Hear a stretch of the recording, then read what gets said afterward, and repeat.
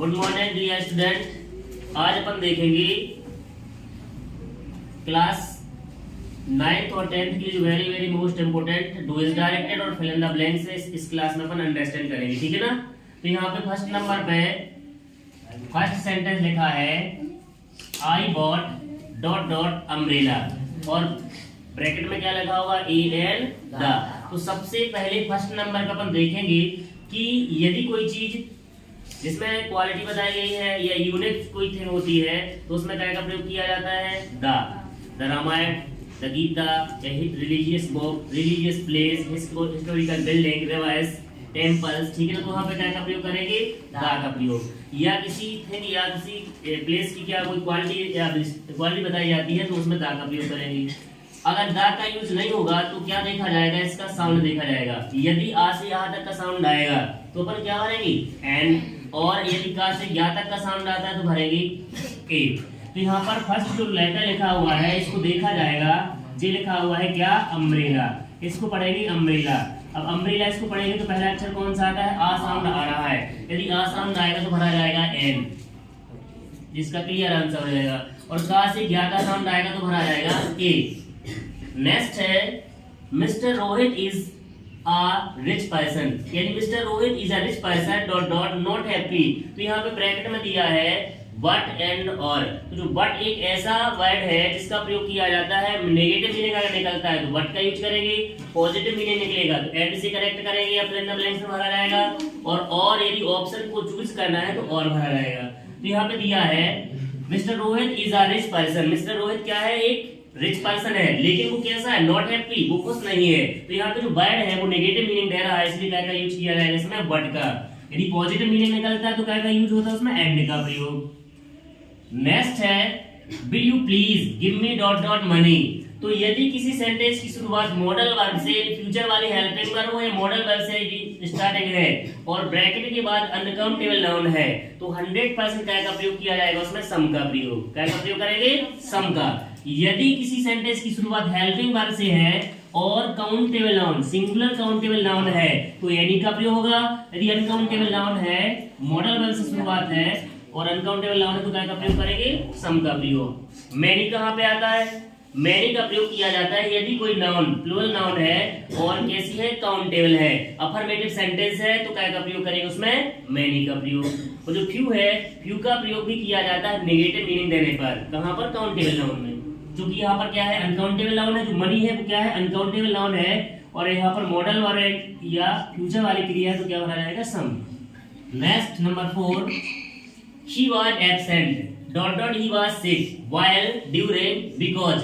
तो यहाँ पर लिखा है he was absent, वह अनुपस्थित था, क्यों, क्या रीजन है। तो जी यहाँ पर है eight verb clause of reason, कारण सूचक क्रिया विशेषण। यदि कारण सूचक क्रिया विशेषण अगर है तो 100% क्या का प्रयोग करेंगे, बिकॉज। क्या का प्रयोग करेंगे, बिकॉज। जो है फिल इन द ब्लैंक्स के रूप में भी आ सकता है और कनेक्टर में भी आ सकता है, combine the pair of two sentence को कनेक्ट करने के लिए भी आ सकता है बिकॉज।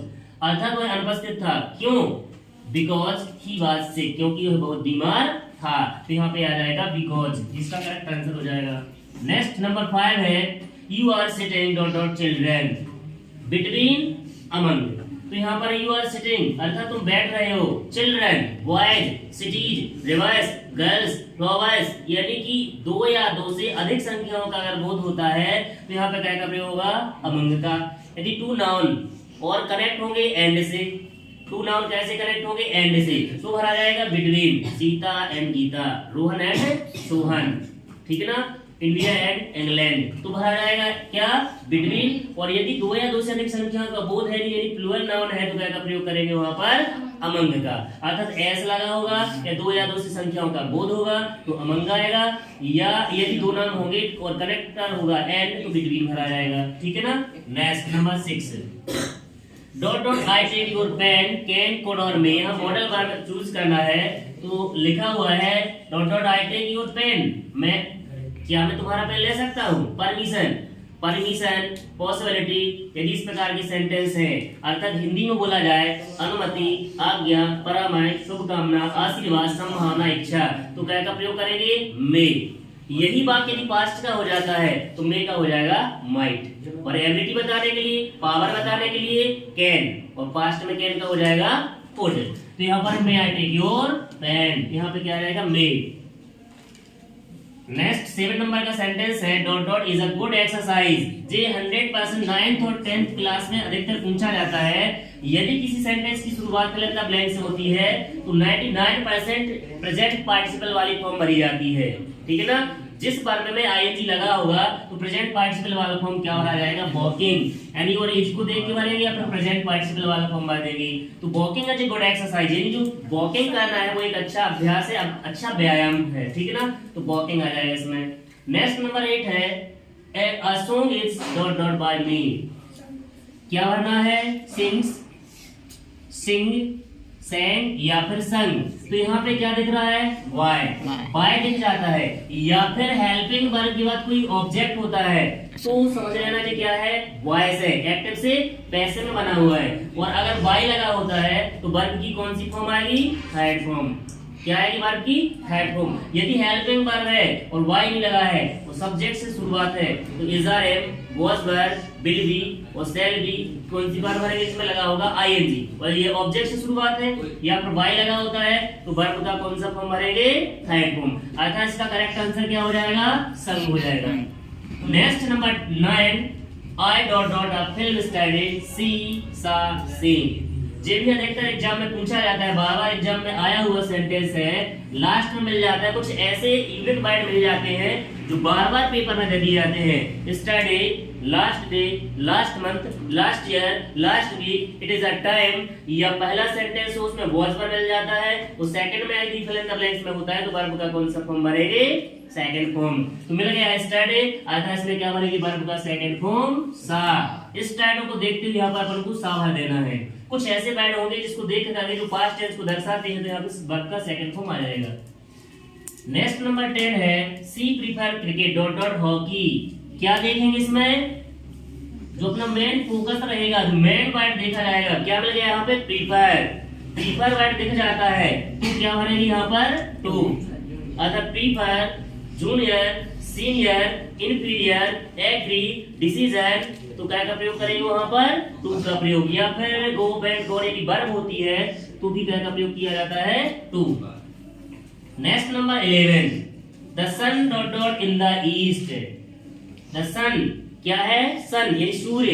ये क्या है, सिंगुलर सब्जेक्ट है यहाँ पर। तो सिंगुलर सब्जेक्ट यदि दिया जाता है और यहाँ जो सेंटेंस है क्या है, the sun dot dot in the east, ऐसा जो सूर्य है वो पूर्व दिशा में उदय होता है, जो क्या है, एब्सोल्यूट ट्रूथ है यहाँ पर। तो सार्वभौमिक सत्य बात होती है। यूनिवर्सल जो ट्रूथ होता है वो अक्सर किस टेंस में दर्शाते हैं, उसको प्रेजेंट टेंस में। तो सिंगुलर सब्जेक्ट है तो यहाँ पे जो वर्ब रहेगी उसमें क्या होना चाहिए, एस या ईएस। यदि प्लूरल सब्जेक्ट है तो वर्ब की फर्स्ट फॉर्म लेकर रहे वो हमें प्रेजेंट टेंस में, ठीक है ना। इस प्रकार से फिर क्या है, फिल इन द ब्लैंक, जो बार-बार परीक्षा में पूछे जाते हैं और एनुअल एग्जाम में भी पूछे जाने की ज्यादा संभावना है इसमें। नेक्स्ट टॉपिक अपन देखेंगे इसमें do is directed. Do is directed जो कि एनुअल एग्जाम में अधिकतर बार-बार पूछे जाने वाले कुछ सेंटेंस जो यहाँ पे दिए गए हैं, इसको अपन अच्छे से एक्सप्लेन करेंगे। यदि डाउट जाता है इनमें तो आप लोग कमेंट करेंगे, ठीक है ना। और यदि इस प्रकार का वीडियो लाइक पसंद आया हो तो लाइक करें, शेयर करें और कमेंट करें, ठीक है ना। तो नेक्स्ट टॉपिक अपना है क्या, ठीक है ना। तो यहाँ पर है डू इज डायरेक्टेड। तो यहाँ पे लाइक और सब्सक्राइब जरूर करना, ठीक है ना। यदि लाइक आया हो इस वीडियो को, पसंद हुआ हो तो लाइक करें, ठीक है ना। तो नेक्स्ट है first sentence she sings a song, bracket में आया है पास्ट परफेक्ट। इस सेंटेंस को चेंज करना है पास्ट परफेक्ट में। तो यहाँ पे कुछ वर्ब है जो अच्छे से याद रख लेना है, is are am, has have, was were, had, will और shall। बाकी प्रेजेंट और पास्ट सिंपल ऐसे टेंसेस में हेल्पिंग वर्ब का प्रयोग नहीं होता है अफर्मेटिव में, ठीक है ना।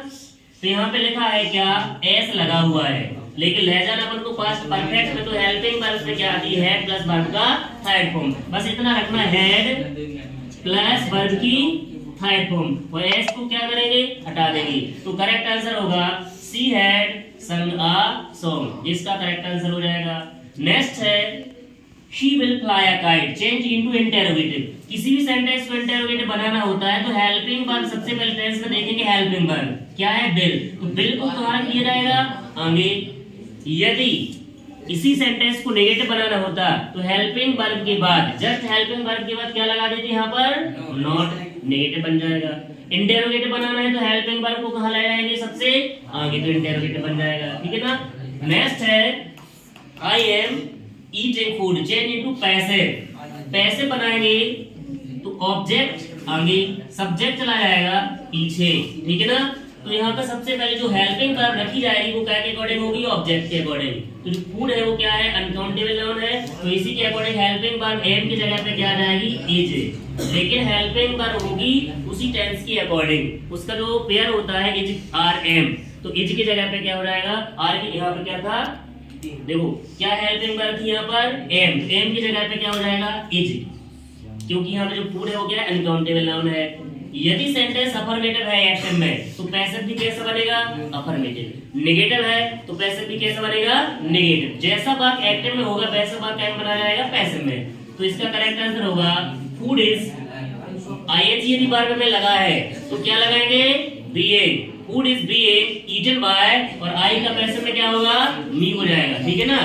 नेक्स्ट देखो यहाँ पर है the box is very heavy, यहाँ पर नेक्स्ट सेंटेंस है he can not lift it using so that, ऐसे लिखा होगा combine the pair of two sentence using so dot that. ठीक है ना।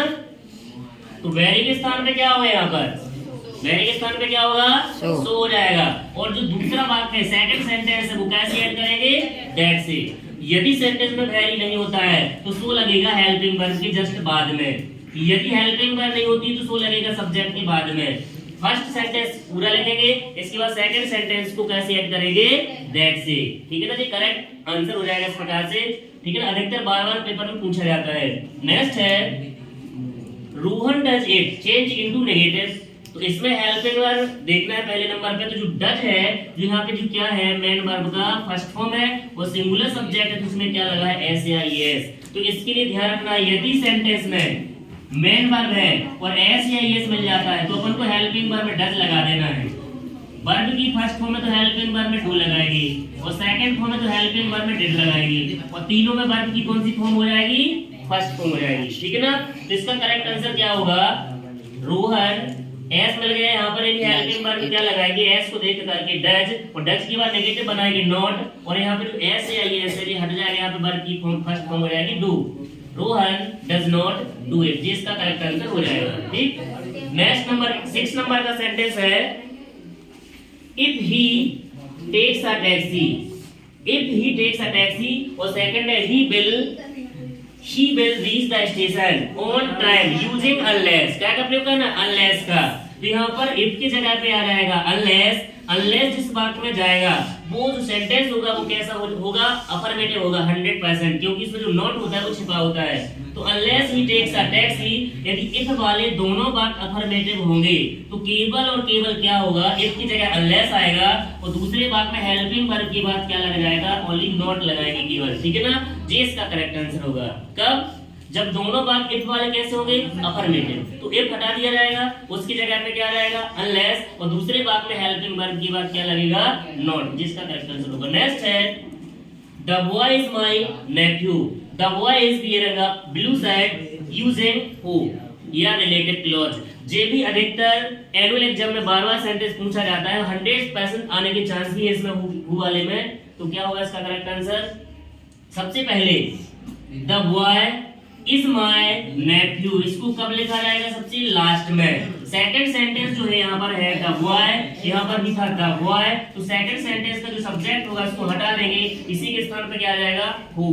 तो करेक्ट आंसर होगा the boy who is wearing a blue shirt, और लास्ट में लिखेंगे is my nephew, जिसका करेक्ट आंसर होगा। Next number 8 you run fast you will lose the race but and or otherwise combine the sentence pair of two sentence using following word। तो यहाँ पे विकल्प यदि सिंगल वर्ड दिया है तो फिर डाउट नहीं है किसी प्रकार से। अगर मान लो 3 या 4 वर्ड दिए गए हैं तो अपन को मीनिंग निकालना है थोड़ी इसमें।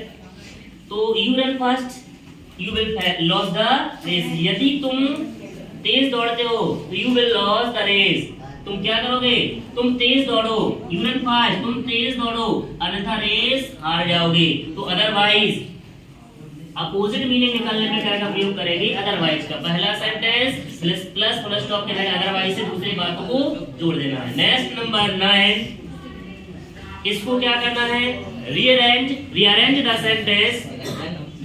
The sentence with meaningful sentence, अर्थात अर्थ के आधार पर बातों को सही क्रम में जमाना है।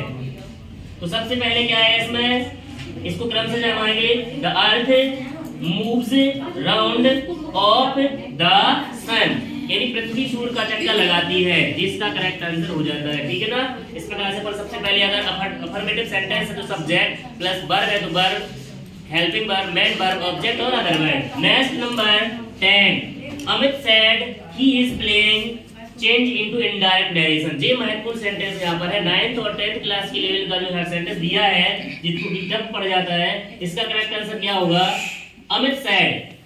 यदि रिपोर्टिंग वर्ब में ऑब्जेक्ट नहीं दिया जाता है तो जो सैड है, सैड को यथावत रखा जाएगा, उसमें कोई चेंजिंग नहीं होगा। तो क्या होगा इसका करेक्ट आंसर, यदि ऑब्जेक्ट दिया जाता है तो या तो टेल्स या फिर टेल या फिर टोल्ड में चेंज करेगी, और ऑब्जेक्ट नहीं है तो सैड का सैड होगा यहाँ पर। तो अमित सैड। और जो दूसरा सेंटेंस, सेकंड सेंटेंस है, और यदि रिपोर्टेड स्पीच वाला वर्ब अफर्मेटिव है तो कनेक्टर दैट लगाएंगे। क्या लगाएंगे, दैट। यदि इंटरोगेटिव है तो कनेक्टर इफ लगाएंगे, यदि इंपरेटिव है तो कनेक्टर टू लगाएंगे। तो यहाँ पे चूंकि अफर्मेटिव है तो करेक्ट आंसर होगा अमित सेड दैट, और थर्ड पर्सन चेंजिंग करना है यहाँ पर। यदि रिपोर्टेड स्पीच में फर्स्ट पर्सन है आई और बी तो रिपोर्टिंग वर्ब की सब्जेक्ट के अकॉर्डिंग चेंज करेंगे, सेकंड पर्सन रिपोर्टिंग वर्ब की ऑब्जेक्ट के अकॉर्डिंग चेंज करेंगे, और थर्ड पर्सन नो चेंज। तो यहाँ पे जो ही है वो थर्ड पर्सन, अर्थात इसमें कोई चेंजिंग नहीं होगा। तो अमित सेड दैट ही, अब यहाँ पर है इज में क्या होगा, यदि रिपोर्टिंग वर्ब पास्ट टेंस में है तो रिपोर्टेड स्पीच में आए हुए टेंस में चेंजिंग किया जाएगा। तो इज के जगह पे क्या होगा, वॉज, पास्ट में चला जाएगा। तो यहाँ इज जो है यहाँ हो जाएगा क्या, वॉज हो जाएगा। तो करेक्ट आंसर होगा Amit said that he was playing, जिसका करेक्ट आंसर होगा। नेक्स्ट एंड लास्ट सेंटेंस है, unless you run fast you will miss the train, अर्थात यदि तुम तेज नहीं दौड़ते हो तो you will miss the train, तुम्हारी जो ट्रेन हो क्या हो जाएगी, मिस हो जाएगी। Combine the pair of sentence using if in place of unless, अर्थात अनलेस के स्थान पर क्या प्रयोग करेंगे, इफ का प्रयोग करेंगे। तो जब अनलेस हटेगा यहाँ से, अनलेस जो कि नेगेटिव मीनिंग देता है, अनलेस जब अपनी जगह छोड़ेगा तो वहां पे क्या छोड़ जाएगा, नॉट। क्या छोड़ेगा, नॉट। तो अनलेस की जगह पे इफ आएगा तो अनलेस हट जाएगा यहाँ से, यहाँ आ जाएगा इफ, और इसके बाद वर्ब के अकॉर्डिंग हेल्पिंग वर्ब लगाएंगे नॉट के साथ में। यदि एस दिख जाता है तो डज नॉट, फर्स्ट फॉर्म देखिएगा तो डू नॉट, और सेकंड फॉर्म देखिएगा तो डिड नॉट, लेकिन सेकंड सेंटेंस में कोई चेंजिंग नहीं होगा। तो करेक्ट आंसर क्या होगा, इफ यू, फर्स्ट फॉर्म यहाँ पर यानी do not, if you do not run fast, और इसके बाद दूसरे वाक्य में कोई परिवर्तन नहीं होगा। इस प्रकार से जो डू इज डायरेक्ट करना सेंटेंस थी वेरी मोस्ट है, और 10th class and 9th class, ठीक है ना। इसमें किसी को डाउट जाता है तो कमेंट करें, और यदि वीडियो पसंद आया हो तो लाइक करें, शेयर करें, कमेंट करें, ठीक है ना। Thank you all of the student.